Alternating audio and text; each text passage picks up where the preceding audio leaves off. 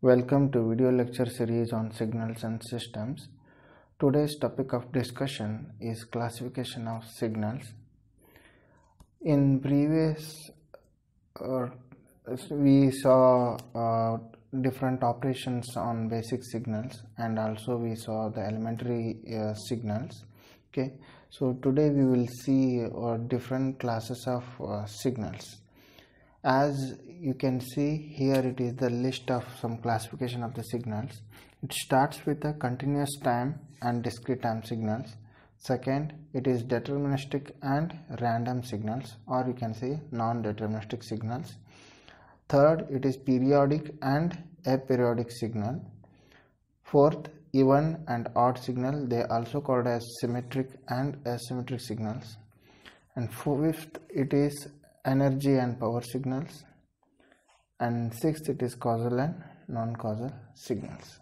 Okay, so we will discuss one by one in detail by solving some problems also along with the point of discussion. Okay, so in the previous part of the lecture, we already been introduced with the continuous time signals and discrete time signals. But as a part of study, just I will mention these definitions once again here. So any signal that can be called as continuous time signal when it will be defined for all the values of time, as it can see here. Okay, so the signals which will have a defined value at every instant of time, that is an independent variable, then we call it as continuous time signals, and usually it is represented as x of t. Okay, this we have already discussed. And similarly, a discrete time signal is the signal which will have a value at only the discrete instant of time, as it is stated here. Okay, so it means that it will not be in continuous with respect to independent variable time. Okay, so only for certain values of time only there is a value. Okay, so you can see the graphical representation of this CT signal and DT signal. Okay, CT signal over the period of time from 0 to t, so it is having a signal with continuous values. Similarly, here an example of DT signal, it exists for only the certain values of n, not the all values of n. Okay, so I will not elaborate much here, it has been discussed already. Okay, coming to the next class of signals, that is deterministic and random signal. Okay, a signal which is said to be deterministic when it cannot be defined, when it cannot be it cannot have uncertainty with respect to its value. Okay, so as it is stated here, you can see a signal is said to be deterministic if there is no uncertainty with the value at any instant of time. Okay, so that is in other sense we can say a signal which can be defined exactly by a mathematical formula. Okay, so these type of signals which will be represented in mathematical form, they are deterministic signals. As you can see in the example here, any continuous time signal, sinusoidal signal, it can be a deterministic signal because we can represent it as x of t is equal to a sin omega t. Okay, so there is no uncertainty with respect to its value at any instant of time. Okay, so in some cases we can see at only for one part of the signal the value exists and later part we cannot identify. In that time it is not a deterministic signal. Okay, so this is about the deterministic signal. Moving further, random signal, or you can say a deterministic signal. Okay, so you can see here it's a non-deterministic signal. Okay, so which one is the non-deterministic signal or random signal? Which will be having a random in nature. Okay, which will be random in nature, that is there will be uncertainty with respect to its value at some instant of time. Okay, at some instant of time. So then it is called as random signal. Okay, and you can see in other sense they cannot be described with the mathematical equations. Okay, so they don't have any mathematical expressions to represent them. Okay, so one type of graphical representation you can see here, x of t, one signal, it's a random signal. I can, as you can see, the values whatever it is having with respect to time, they cannot have a certain expression. Okay, so these are the random signals. Okay, moving further, this is the main part of discussion actually. Okay, even and odd signal. Okay, so even are also called as symmetric signals, odd are also called as anti-symmetric signals. Okay, so we will see what is this even signals and odd signals one by one. Even signals, a signal which exhibits symmetry with respect to t is equal to 0.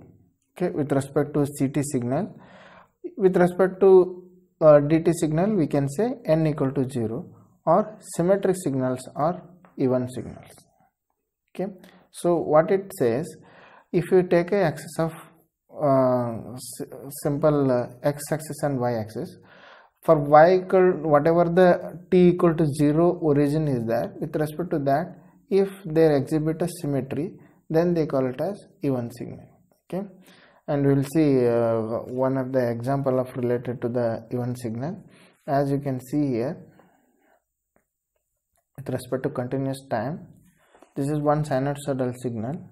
So this is the origin 0 with respect to this y-axis, and the signal starts from here, from 0 to infinite, or whatever the value it is having a value certainly like this. And similarly it is having a symmetry here, so that the same values are exist here in the reverse manner. Okay, this we call it as even signal, symmetric about t equal to 0. Okay, and similarly if you take an example of DT signal, here you can see the DT signal example here, x of n exists from -2 to 2 with -1, 1, 2, -1 and -1. This is even signal. As you can see, at 1 and -1 we have 1 1, at 2 we have -1 -1 again, at 0 we will be same thing. So just symmetric is nothing but if you flip this signal like this, you will have the same signal at the opposite end also. That is, whatever the signal you can see in the first quadrant and the fourth quadrant, the same kind of signal will be there on the second and third quadrant. That's what the symmetry about. Okay, so mathematically how you can represent a even signal? A signal that is taking a CT signal as an example here, a continuous time signal x of t is said to be even signal. Okay, if it satisfies the condition. What is that condition? X of minus t equal to x of t for all the values of t. Okay, so if this satisfies this condition, then we can say the signal, continuous time signal x of t is the even signal. Okay, similarly we can relate this one for the discrete time signal also. A DT signal x of n is said to be even signal if it satisfies the condition x of minus n equal to x of n for all the values of n. Okay, so this is about the definition and mathematical representation of the even signal. Okay, and graphical representation of continuous time even signal and discrete time even signal. Okay, so we will take odd signal definition, and then we will see the graphical representation of that also. Okay, so odd signals are also called as anti-symmetric signals. Okay, so a continuous time signal x of t is said to be odd signal if it satisfies the condition x of minus t equal to minus x of t for all the values of t. Please understand this one. Okay, so time reversal of the signal is negated here. Okay, minus x of t for all the values of t, then it is anti-symmetry. Okay, so you can, in other sense, related to the quadrant, whatever you can get it in the first quadrant, that will be represented in the third quadrant, and whatever we have in the fourth quadrant, that will be represented in the second quadrant. Then it is called as antisymmetric. Okay, so this is about the odd signal, and the antisymmetric manner is that only, like antisymmetric towards the t equal to 0 or n equal to 0 relative to the continuous time signal and discrete time signal. Okay, similarly for discrete time signal, x of n is said to be odd signal if it satisfies the condition, this one. What is that? X of minus n equal to minus x of n for all the values of n. Okay, so this is about the definitions of even signal and odd signal, and the graphical representation of the odd signal also you can see here. As you can see, from 0 continuous time signal, it is started like this and it goes something like this, and relatively whatever the values it is having in the fourth quadrant, that will be replicated in the second quadrant here. So you can see that, and whatever the values it is having at the first quadrant will be replicated in the third quadrant. So this is antisymmetric nature. Then it is odd signal. Okay, similarly we will take an example of this odd signal in the discrete time signal. यहाँ पे भी वही हो रहा है. So 1 minus 1 2, this is the signal.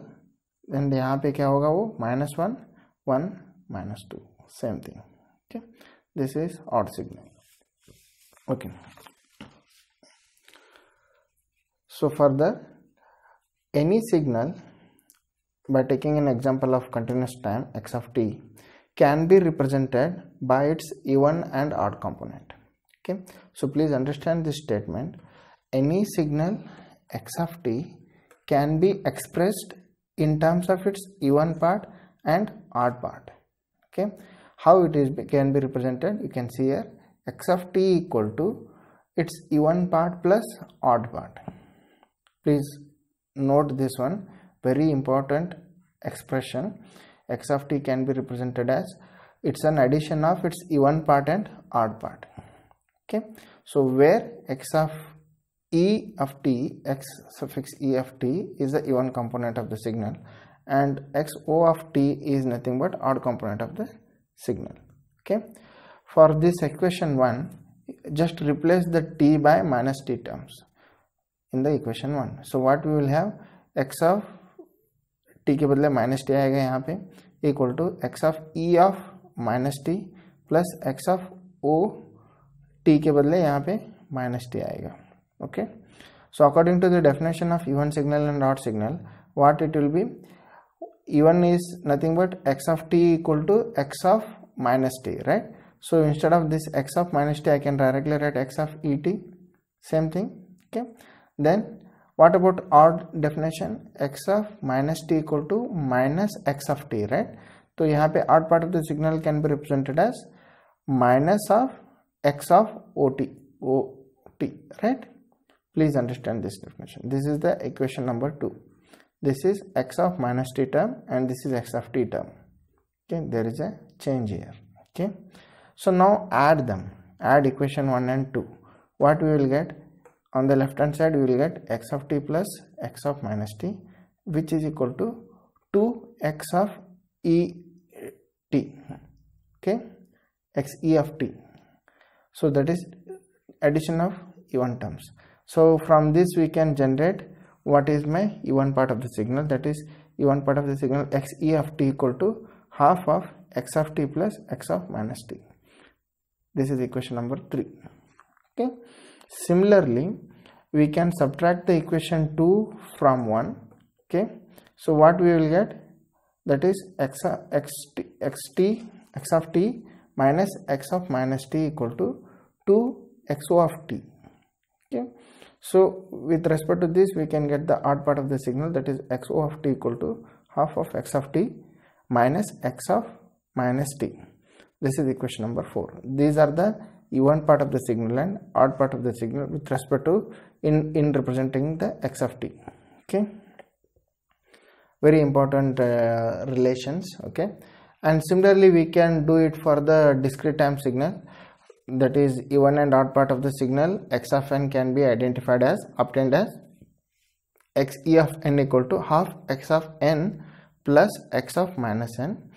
Similarly, odd part of the discrete time signal x of n can be identified as xo of n equal to half x of n minus x of minus n. Okay, so this is about the relation between even part and odd part of the signal and how it can be represented using the original signal. Okay, so these formulas are very important. We will solve some of the problems related to them. Okay, taking an example here, one problem on even and odd signals. Okay, so the question is, the problem here, it is been asked to find the even and odd component of the signal. What is that signal? X of t is given as cos t plus sin t plus cos t sin t. Okay, this is the problem given. Okay, so how to find the solution for this? Here given x of t is equal to cos t plus sin t plus cos t sin t. Okay, so whenever it is being given asked like this, what is the first thing we need to do? We need to find out the what is the reversal of it, that is x of minus t क्या होगा?